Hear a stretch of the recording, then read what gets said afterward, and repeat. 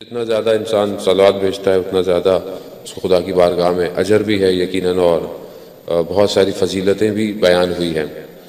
جمعے کی ایک اور جو خصوصیت ہے وہ جمعے کا دن ظہور کا متوقع دن ہے، یعنی آخری امام کے ظہور کے لیے جمعے کا دن جو ہے وہ، اور جمعے کا دن امام زمانہ سے منسوب بھی ہے، یعنی ہر دن ہفتے کا دن جو ہے وہ رسول خدا سے ہے، اس طرح اتوار کا دن جو ہے وہ حضرت سیدہ اور امام علی سے، اس طرح ہر دن ایک معصوم سے جو ہے وہ منتسب ہے، اس سے ریلیٹڈ ہے۔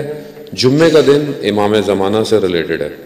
ہماری کوشش ہوگی بہرحال ہم آج کے دن ماہ رمضان بھی ہے، اور ماہ رمضان میں ہم جو دعا افتتاح پڑھتے ہیں وہ بیسکلی امام زمانہ ہی کے لیے ہے، کہ جو ہم چاہتے ہیں کہ کیسا ہوگا، کیا ہوگا، کیسی حکومت ہوگی، دعا افتتاح جو ہے وہ ہمیں وقت کے امام کی طرف متوجہ کراتی ہے۔ ہم کیا اپنا رمضان امام کے لیے گزار رہے ہیں یا نہیں گزار رہے؟ کیونکہ اصل جو رمضان کی فضیلت وہ یہی ہے کہ انسان اپنے وقت کے امام کو درک کرے، وقت کے امام کو پہچانے۔ یہ جو ہم لیلۃ القدر ڈھونڈتے ہیں کہ لیلۃ القدر ہم جو ہے وہ عبادت کریں، کیونکہ اس میں ہمارے پورے سال کا رزق ہے، ٹریولنگ ہے، زیارتیں ہیں، حج ہے، سب کچھ، موت ہے کسی کی، سب اس دن جو ہے وہ آ رہا ہوتا ہے پورا ڈیٹا۔ وہ ڈیٹا کس کے پاس آتا ہے؟ وہ امام زمانہ کے پاس آتا ہے، اور امام زمانہ ہی کا سگنیچر اس پہ ہوتا ہے، تو پھر ہمارے معاملات آگے بڑھتے ہیں۔ تو ہمیں چاہیے کہ ہم پہلے دن سے امام زمانہ سے اپنے ریلیشن کو اچھا رکھیں اور ہم امام کے قریب جائیں۔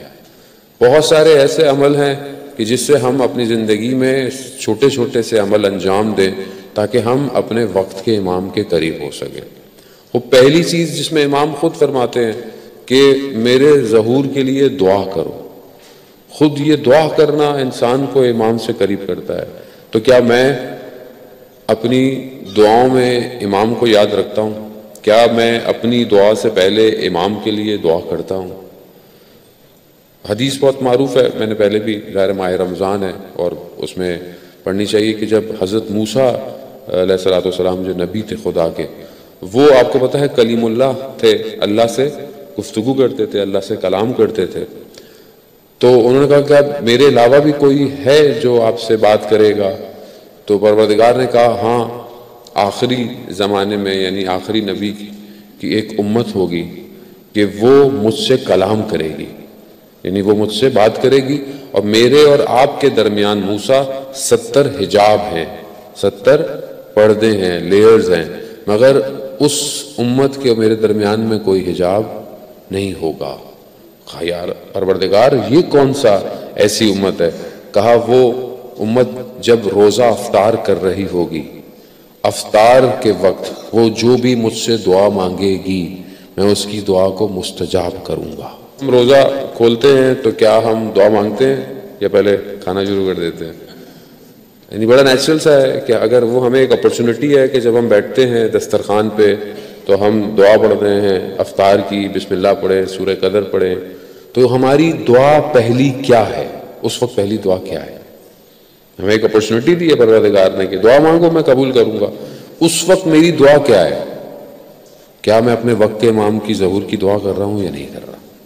یہ دیکھیں، جو چیز انسان مانگتا ہے اسی سے اس کا اندر پتہ چلتا ہے۔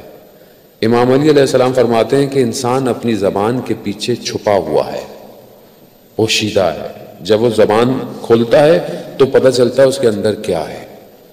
میری دعا میری خواہشات کو بتاتی، میری دعا میری چیزوں کو بتاتی ہے، میری دعا میرے ہدف، میرے مقصد کو بتاتی ہے۔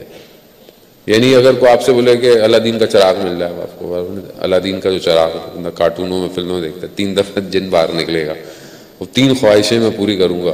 میری کیا 3 خواہشات ہیں؟ خوب انسان ٹیسٹ کرے اپنے آپ کو۔ کہاں ٹیسٹ کریں گے آپ؟